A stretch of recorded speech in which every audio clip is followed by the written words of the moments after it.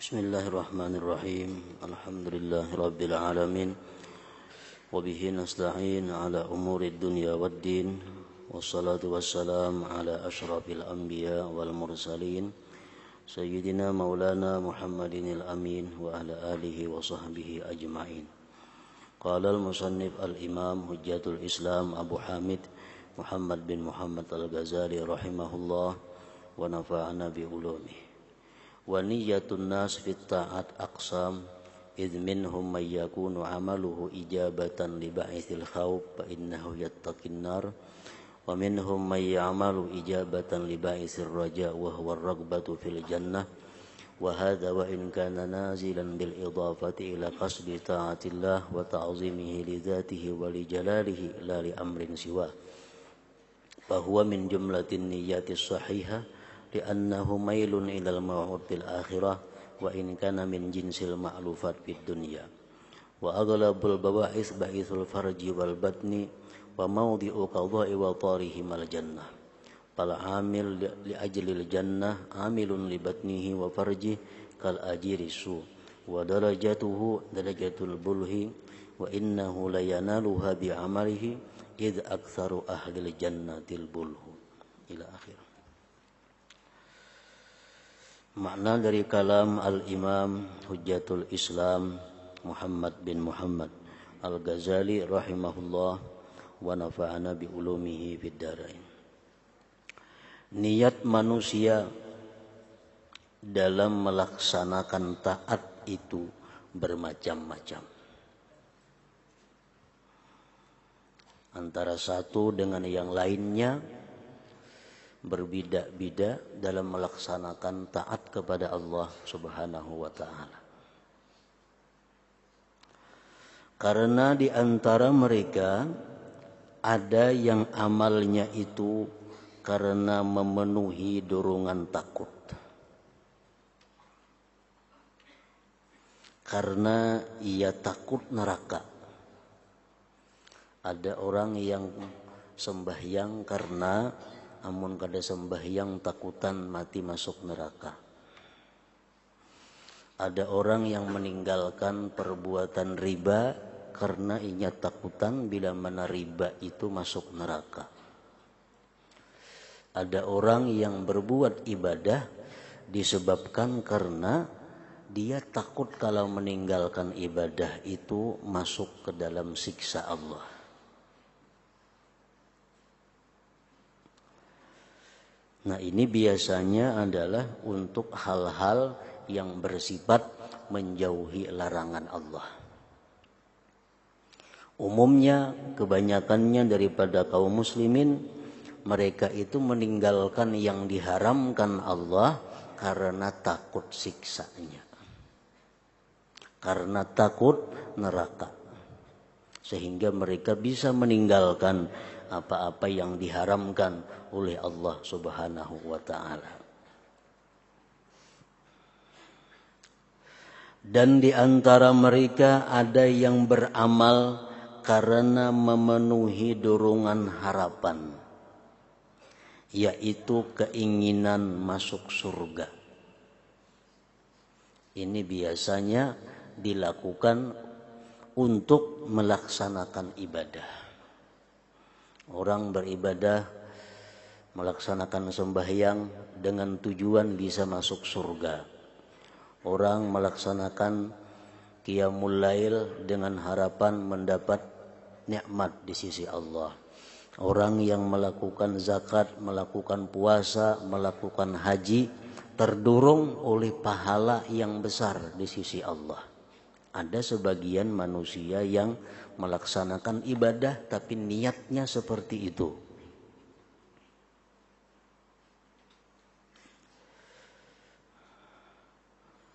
Dan di antara mereka ada yang beramal karena memenuhi dorongan harapan, yaitu keinginan masuk surga. Dan ini walaupun di bawah dengan dibandingkan kepada kasat, kepada niat taat kepada Allah dan mengagungkannya karena zat dan keagungannya, tidak karena perkara lainnya, maka itu termasuk jumlah niat-niat yang benar. Artinya orang berniat yang macam tadi itu bujur aja, artinya masih digolongkan ikhlas. Walaupun tingkatannya di bawah dibanding dengan orang yang melakukan ibadah atau meninggalkan yang haram semata-mata karena mengagungkan Allah atau membesarkan Allah. Memang yang paling baik itu adalah kalau kita beribadah didorong oleh niat menjunjung perintah Allah. Kenapa kita sembahyang? Karena disuruh oleh Allah. Kenapa kita puasa? Karena disuruh Allah. Kenapa kita berzakat? Karena disuruh Allah. Kenapa kita bersedekah? Karena disuruh Allah. Kenapa kita meninggalkan riba? Karena dilarang Allah. Kenapa kita meninggalkan yang maksiat? Karena dilarang Allah. Nah, itu yang paling tinggi tingkatan ikhlas. Yang di bawah daripada itu, ia orang yang beribadah tadi tujuannya mengharap surga, takut daripada api neraka. Nah, itu di bawah. Walaupun itu masih digolongkan benar, masih digolongkan sahih. Karena demikian itu kecenderungan kepada apa yang dijanjikan di akhirat. Karena itu akhirat, Bang, surga, neraka itu masih dalam golongan akhirat. Sehingga kalau kita beribadah karena itu masih dikatakan sahih, dikatakan benar. Walaupun termasuk jenis yang biasa di dunia. Kan kenikmatan-kenikmatan surga itu merupakan jenis yang ada dalam dunia juga. Dalam surga ada makan, ada kawin, ada hiburan-hiburan. Itu jenis yang ada dalam dunia. Walaupun itu jenis yang ada dalam dunia, tapi karena andaknya itu surga di akhirat, jadi dibolehkan aja kita beramal karena mengharap surga itu. Walaupun itu masih di bawah tingkatannya.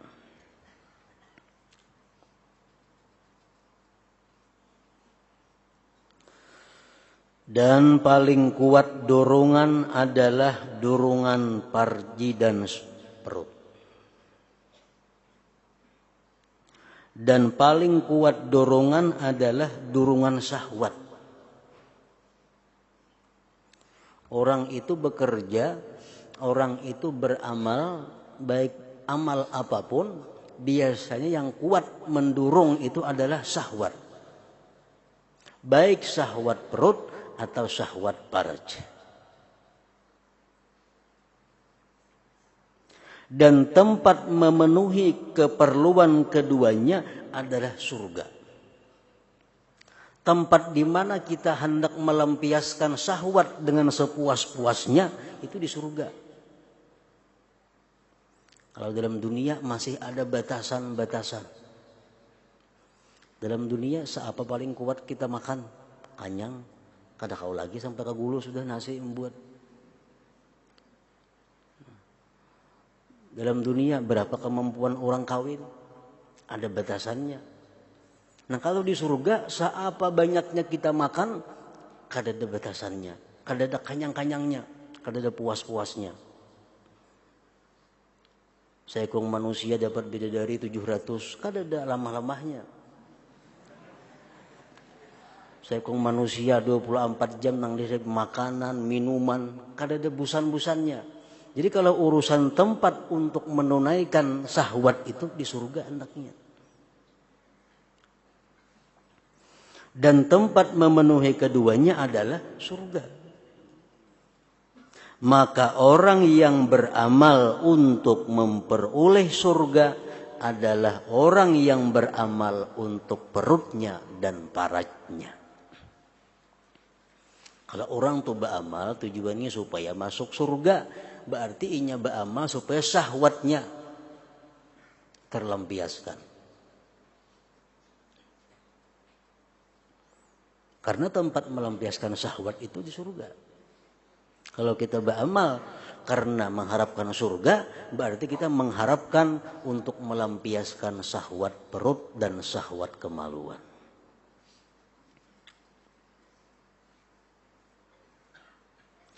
Seperti buruh yang jahat.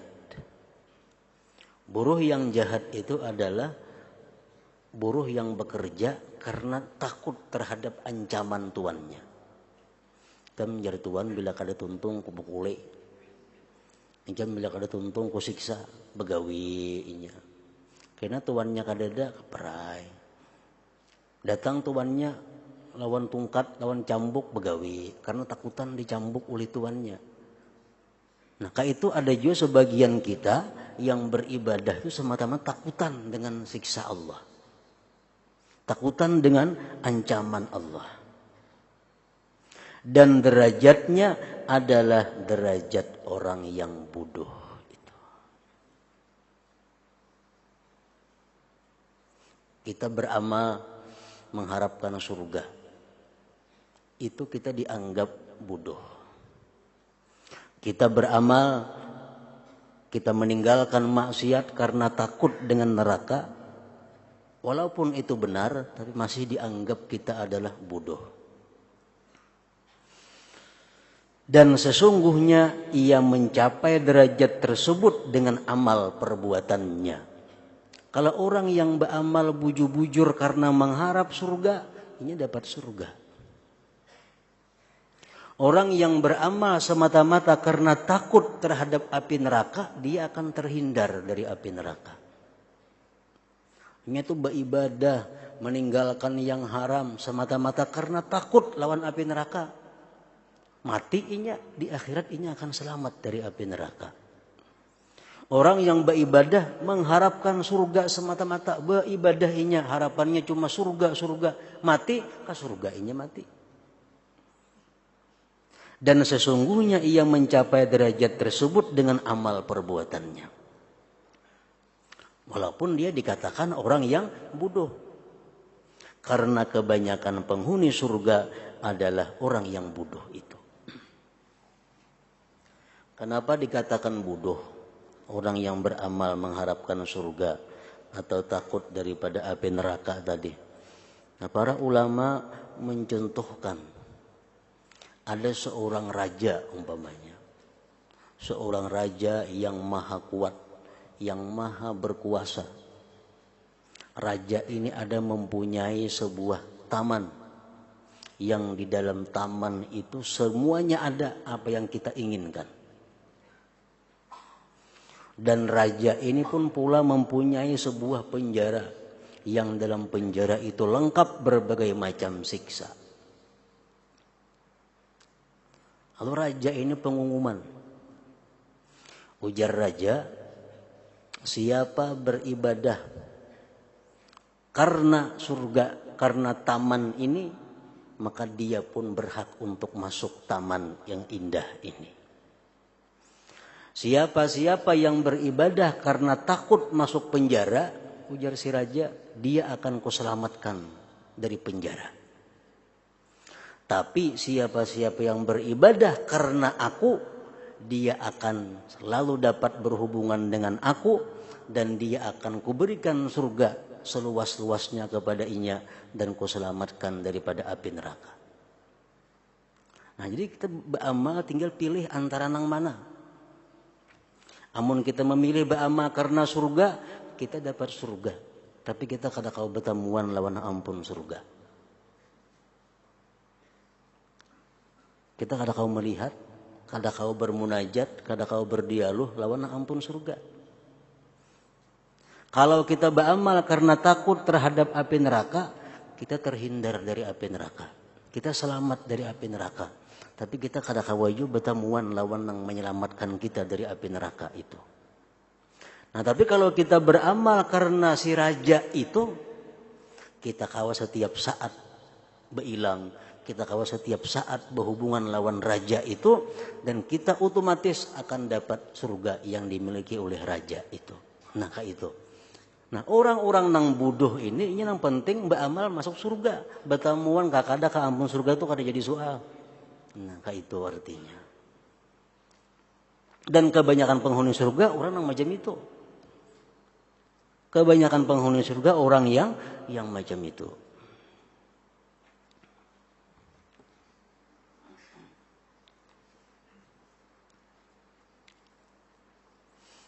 Yang lebih nyaman lagi dipaham, para ulama mencontohkan. Contoh ini bagi laki-laki umpama. Contoh ini untuk laki-laki. Ada seorang perempuan yang sangat cantik, sangat luar biasa. Perempuan cantik ini mempunyai kerajaan yang sangat kuat. Perempuan cantik ini mempunyai istana yang dalamnya serba ada. Perempuan cantik ini mempunyai penjara yang siksaannya lengkap serba ada juga.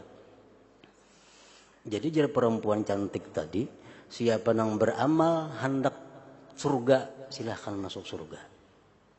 Siapa hendak beramal karena takut penjaraku, dia akan kuselamatkan daripada penjaraku. Tapi siapa beramal karena aku, dia akan dapat aku dan dapat surga ini. Nah, orang pintar milih yang mana kira-kira tuh? Nah, itu. Tentu milih si perempuan itu surganya dapat, perempuannya dapat. Nah, makanya tadi kebanyakan orang surga tuh orang bodoh.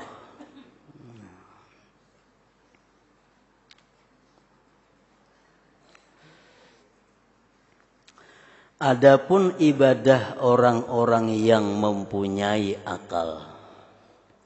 Adapun ibadah orang-orang yang mempunyai akal, maka bahwasanya tidak melampaui zikrullah ta'ala, zikir kepada Allah, dan berpikir padanya karena cinta keelokannya dan keagungannya. Nah, orang-orang yang berakal itu setiap mereka beribadah, baik zikir, baik tafakkur, baik apapun, mereka ibadah itu adalah karena keelokan Allah, karena keagungan kebesaran Allah Subhanahu wa ta'ala. Dan amal-amal yang lain adalah penguat dan pengikut. Masalah surga, terhindar dari api neraka itu pengikutnya aja. Nang intinya beramal itu karena mengagungkan Allah, menjunjung perintah Allah.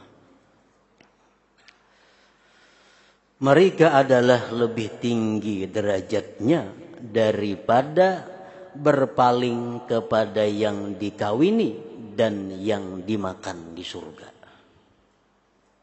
Orang yang beramal karena cinta kepada Allah, orang yang beramal karena mengagungkan Allah lebih tinggi derajatnya daripada orang yang beramal dengan tujuan hanya ingin mengawini bidadari di dalam surga, daripada orang yang ingin makan-makan di dalam surga. Sesungguhnya mereka orang-orang yang berakal tadi tidak bermaksud kepada surga. Surga bukan tujuannya. Bahkan mereka orang-orang yang berakal berdoa kepada Tuhannya di waktu pagi dan sore dengan menghendaki zatnya semata-mata.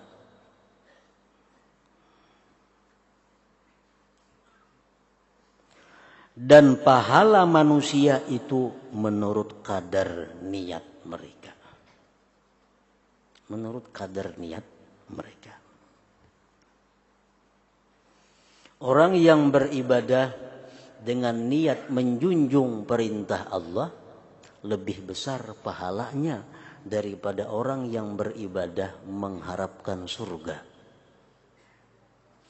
Orang yang beribadah mengharapkan surga lebih baik daripada orang yang beribadah takut masuk neraka.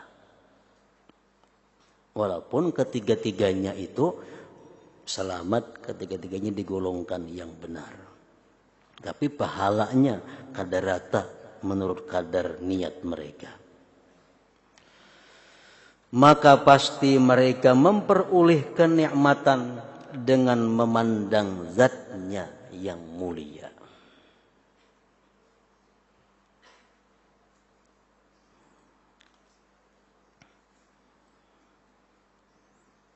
Jadi kada setiap orang masuk surga itu bisa bertemu Allah. Kada setiap orang yang masuk surga itu bisa bertemu dengan Allah Subhanahu wa taala. Yang jelas yang bisa bertemu Allah itu orang-orang yang beribadah karena Allah.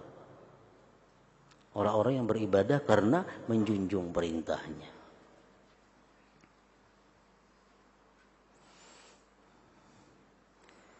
Dan mereka orang-orang yang berakal tadi mengejek terhadap orang yang berpaling kepada bidadari. Sebagaimana orang yang merasakan kenikmatan dengan memandang bidadari mengejek terhadap orang yang merasakan dengan memandang kepada wajah gambar-gambar yang dibuat dari tanah liat. Orang yang memandang Allah akan mendapat satu kenikmatan yang luar biasa, yang jauh lebih nikmat daripada memandang bidadari. Lalu mereka mengijik kepada orang yang memandang bidadari itu. Iki merugi kada kamu memandang Allah. Kalau iki memandang Allah kayak apa dah? Lebih nikmat daripada memandang bidadari itu. Sebagaimana orang yang memandang bidadari mengijik kepada orang yang memandang patung-patung gambar-gambar. Nah, apa yang memandang patung dia pandang bidadarinya, nah, kan kayak itu. Bahkan lebih sangat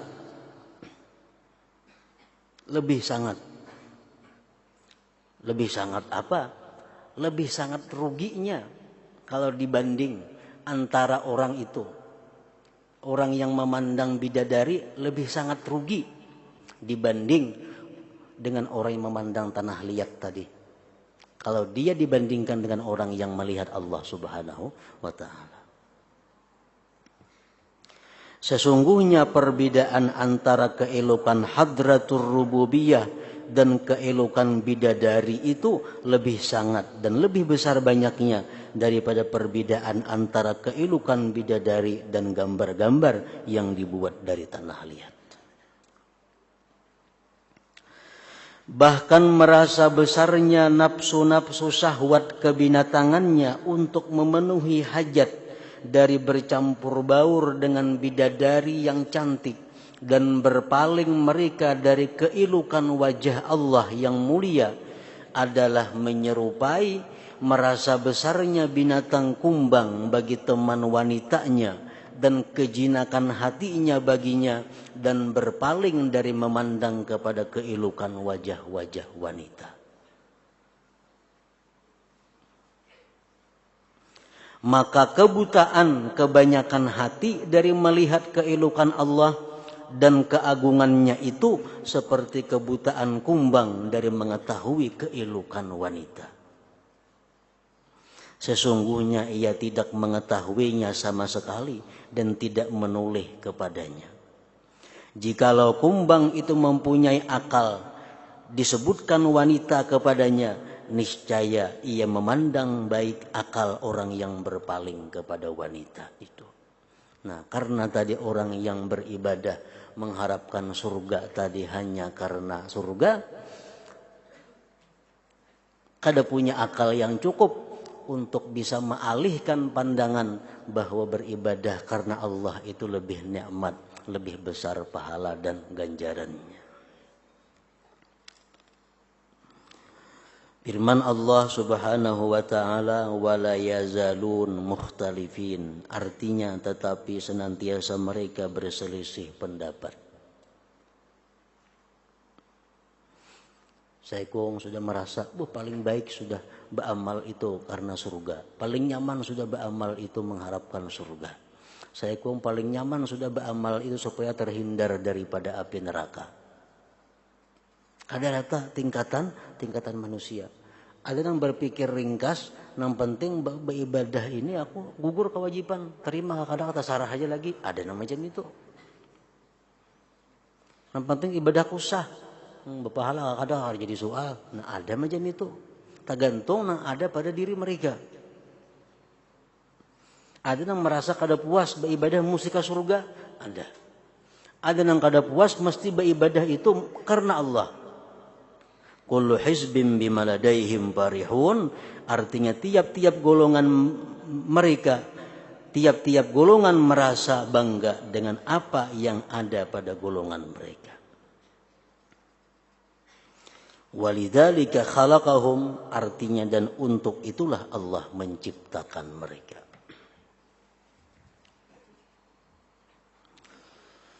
Diceritakan bahwa Ahmad bin Khadrawayhi melihat Tuhannya Azza wa Jal di waktu tidur. Termasuk salah seorang daripada beberapa manusia yang bisa bermimpi melihat Allah Subhanahu wa ta'ala adalah Ahmad bin Khadrawayhi.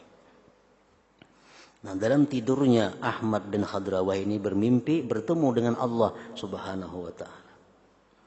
Lalu dia berfirman kepadanya, Allah berfirman kepada Ahmad bin Khadrawayhi, ujar Tuhan, semua manusia minta daripadaku surga,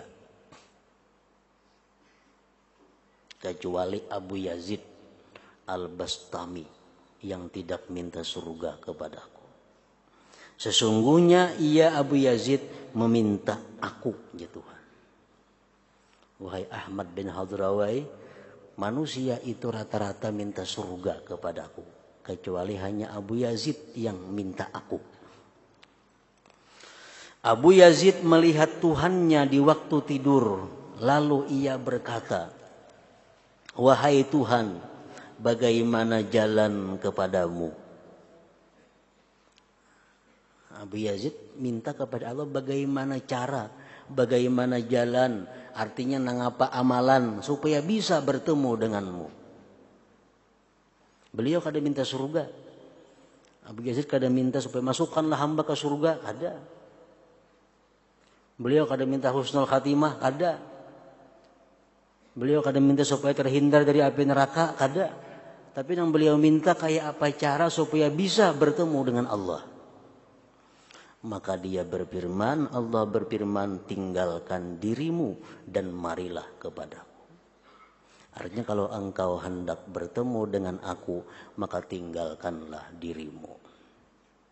Maksudnya tinggalkanlah dirimu macam apa? Artinya jangan sekali-kali melihat bahwa amal perbuatan itu terbit daripada dirimu.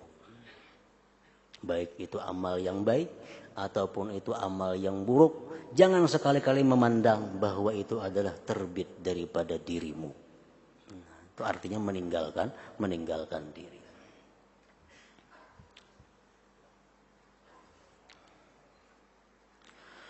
Asy-Syibli, Imam Syibli dilihat dalam mimpi sesudah meninggalnya di waktu tidur. Imam Syibli meninggal dunia. Lalu sesudah Syibli meninggal, ada orang-orang bermimpi bertemu Imam Syibli. Lalu ditanyakan kepada Imam Syibli, apa yang diperbuat Allah denganmu? Kayak apa Tuhan lawan pian? Maka ia menjawab, ujar Syibli, dia Allah tidak menuntutku atas segala dakwaan dengan dalil, selain atas satu perkataan yang pernah saya katakan pada suatu hari. Manakah kerugian yang lebih besar daripada kerugian terhalang dari surga? Ujar Syibli, semuaan perkataanku itu diterima oleh Allah. Cuma ada satu perkataanku yang Allah itu menolak.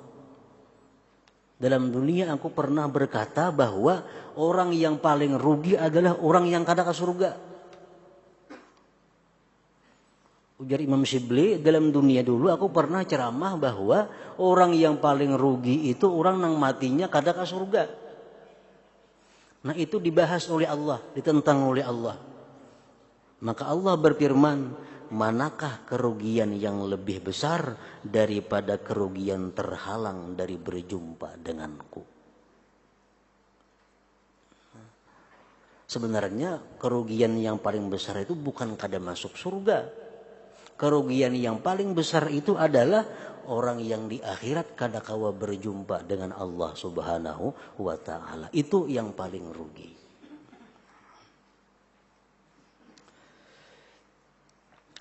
Dan yang dimaksud adalah bahwa niat-niat ini berlainan derajatnya. Niat nang mengharap surga, takut dengan api neraka, berniat karena menjunjung perintah Allah itu lain-lain derajatnya. Dan barang siapa kuat atasnya salah satu daripadanya, maka kadang-kadang tidak mudah baginya berpindah kepada yang lain. Orang yang sudah terbiasa beramal mengharapkan surga, itu sulit berpindah kepada yang lain. Inya nih beramal hingga maunting surga. Saling ngalihan ubah supaya beramal itu menjunjung perintah Allah, ngalih berpindah itu. Mengetahui hakikat-hakikat ini akan menimbulkan amal dan perbuatan yang tidak diingkari oleh orang-orang ahli fikih yang berpegang kepada zahir ilmu fikih. Maka kami mengatakan bahwa orang yang hadir niat baginya pada suatu yang mubah. Makan itu perbuatan mubah. Tapi dia punya niat yang bagus dengan makan itu. Dan tidak hadir niat pada perbuatan utama. Membaca Quran contohnya itu perbuatan utama. Tapi kada punya niat. Kalau ada punya niat napa-napa, ambil Quran baca. Nah, ada nasihat kuninnya makan, tapi niatnya bagus. Maka perbuatan mubah itu lebih utama. Dan keutamaan berpindah kepadanya. Lebih baik makan tadi. Orang tuh makan, tujuannya kenapa? Aku ini anak belajar. Aku ini anak menuntut ilmu. Memperlapar kada nyaman, makan dulu supaya kuat menuntut ilmu, supaya kuat ini makan. Nah, itu makan mubah tapi niatnya ada. Daripada orang ngapa ambil Quran baca, kada punya niat. Ada melihat Quran ambil baca, niatnya kada napa-napa. Nah, itu lebih baik makan tadi, tapi punya niat. Keutamaannya berpindah kepada yang mubah.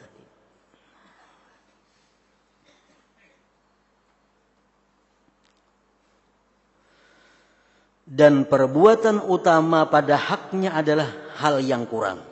Karena sesungguhnya amal perbuatan itu dengan niat. Amal perbuatan yang utama tapi kada punya niat, kada punya harga di sisi Allah. Amal yang mubah yang boleh tapi karena punya niat yang bagus jadi punya nilai ibadah di sisi Allah Subhanahu wa taala. Dan demikian itu seperti memaafkan. Memaafkan.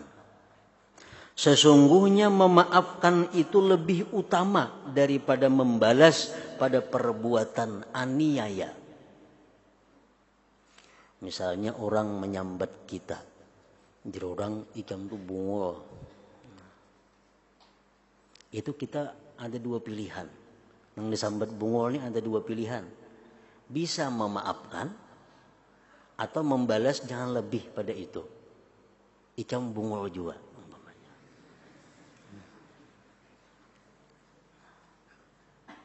Nah, mana baiknya antara dua? Kalau sama-sama punya niat, lebih baik memaafkan. Lebih baik memaafkan daripada membalas tadi. Tapi kalau memaafkan tapi kada punya niat, membalas tapi ada niatnya, lebih baik membalas. Dan kadang-kadang hadir kepadanya niat pada membalas. Tidak hadir pada memaafkan. Maka yang demikian itu membalas lebih afdal. Ini perlu ku balas niatnya apa supaya jangan lagi maulang nangka itu kada baik kina. Kan punya niat balas saya juga. Ketimbang beranai tapi kada punya niat napa-napa. Lebih baik membalas. Padahal andai kata punya niat kedua-duanya jauh lebih utama memaafkan. Kalau punya niat kedua-duanya. Dan seperti bahwa ada baginya niat pada makan, minum dan tidur untuk melapangkan dirinya dan memperoleh kekuatan atas ibadah di masa mendatang. Dan niatnya tidak terbangkit pada dua hal itu bagi puasa dan salat. Maka makan, minum dan tidur itulah yang lebih utama baginya. sembahyang, puasa. Tapi kada ada punya niat napa-napa, umpatan aja. Orang sembahyang umpatan yo sembahyang. Orang puasa umpatan yo puasa. Ada tahu menjunjung perintah Allah kah, mengharap pahala kah, ada juga. Orang puasaan umpat juga puasa. Nah, lebih baik inya makan tapi niatnya bagus. Lebih baik inya guring, niatnya bagus. Maka makan, minum, dan tidur itulah yang lebih utama baginya. Bahkan jikalau ia bosan beribadah karena kerajinannya atasnya, semangatnya diam dan kegemarannya lemah, dan ia tahu bahwa jikalau ia bersenang-senang sesaat dengan permainan-permainan dan pembicaraan, niscaya semangatnya kembali. Maka permainan itu lebih utama baginya daripada salat. Ini sembahyang. Umpamanya 100 rakaat.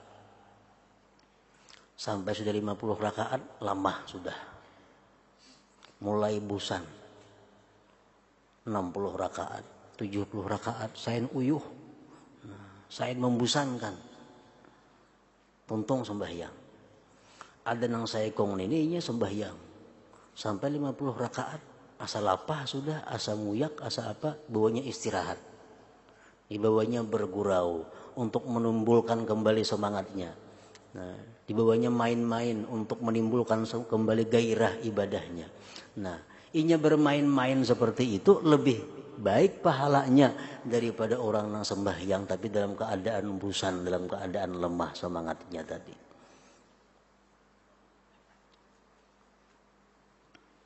Baca Quran bahasanya. Sahajus sudah beliuran. Lama sudah semangat. Nah, dipaksa aja. Karena saya merasa asal apa? Bawanya istirahat. Minum-minum. Bepandiran, nang boleh, nang mubah. Tujuan untuk supaya bergairah pulang baca Quran bahinina. Nah, lebih baik minum-minum itu daripada menarusakan dalam keadaan bosan dengan Al-Quran tadi. Abu Darda radhiyallahu anhu berkata, sesungguhnya saya menghibur diriku dengan sesuatu permainan, lalu demikian itu menjadi penolong bagiku kepada kebenaran. Ali karramallahu wajhah berkata, hiburlah hatimu, sesungguhnya hati apabila dipaksa, niscaya ia buta. Inilah hal-hal yang halus, yang tidak diketahui selain para ulama yang mendalam ilmunya. Dikira perbuatan baik itu baik, berlawasan kada macam itu. Yang tidak tipis ilmunya dari mereka. Bahkan orang yang cerdas tentang kedokteran kadang-kadang mengobati orang yang marah dengan daging. Bertambah tinggi darah makan daging loh. Kadang-kadang dokter nang pintar itu mengobati orang yang marah dengan daging serta panasnya. Dan dipandang jauh oleh orang yang terbatas pengetahuannya tentang kedokteran. Kenapa dokter ini mengobati orang darah tinggi lawan daging? Makin tinggi darahnya, makin penyarikan orangnya. Nah itu orang nang kada pintar. Dokter nang berpengalamannya kayak itu mengobati. Dan sesungguhnya ia maksudkan dengannya bahwa ia mengembalikan pertama-tama kekuatannya. Padahal dokter memberi makannya daging itu supaya orang ini jadi kuat dahulu awaknya. Nah, agar ia bisa menanggung pengobatan dan lawannya. Nah, bila sudah orang ini kuat, nyaman diobati. Dan orang yang cerdas dalam permainan catur umpamanya, kadang-kadang ia turun dari binting dan kuda secara cuma-cuma. Diberiakannya tir. Diberiakannya kuda. Diberiakannya. Kenapa tujuan memberiakan kuda? Agar sampai kepada kemenangan.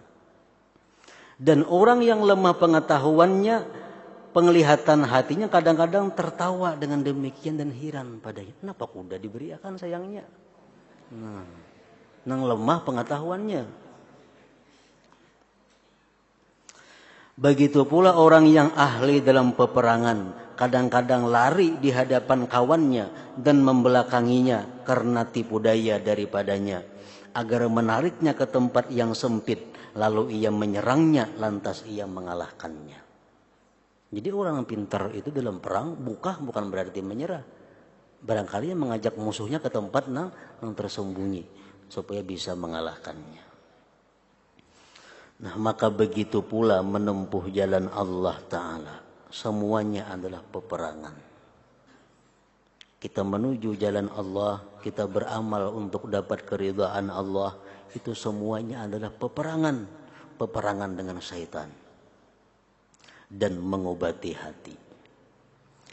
Dan orang yang berpenglihatan hati, yang diberi taufik, berhenti padanya atas tipu daya yang halus, yang dipandang jauh oleh orang-orang yang lemah. Kadang-kadang yang kada punya ilmu, kada cukup ilmu, mengeritik. Apakah itu? Padahal orang ada cara tersendiri untuk menyelamatkan diri, untuk mengalahkan musuhnya. Maka tidak semestinya bagi murid bahwa ia menyimpan ingkar atas yang dilihatnya dari syekhnya. Dan tidak semestinya bagi orang yang belajar bahwa ia menentang gurunya. Kenapa guru macam itu? Maka kada boleh. Tetapi semestinya ia berhenti pada batas penglihatan hatinya. Dan apa yang tidak dipahaminya dari hal ihwal syekh dan gurunya itu diserahkannya kepada keduanya. Sampai terbuka baginya rahasia-rahasia demikian. Dengan bahwa ia sampai ke tingkat keduanya dan mencapai derajat keduanya. Dan dari Allah kebagusan taufik. Bab kedua tentang ikhlas, keutamaannya, hakikatnya, dan derajat-derajatnya.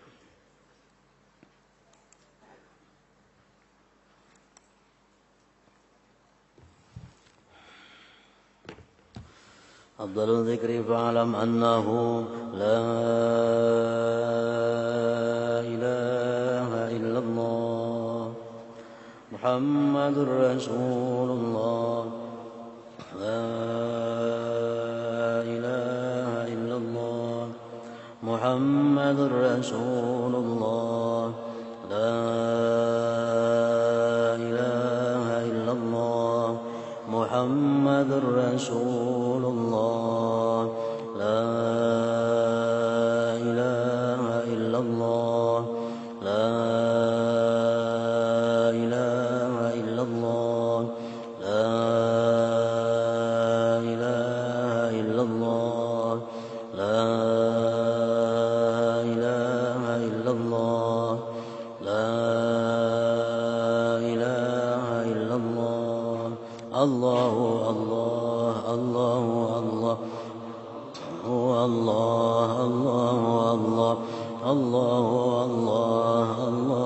Allah Allahu Allah Allahu Allah Allahu Allah Allahu Allah Allahu Allah la ilaha illallah Muhammadur Rasulullah la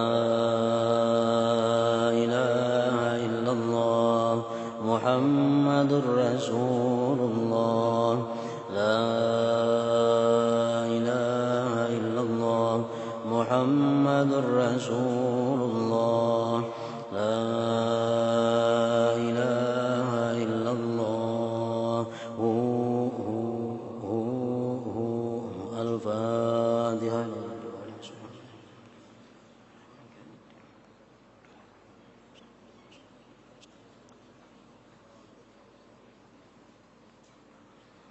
ويا أيها الراجون منه شفاعة صلوا عليه وسلموا تسليما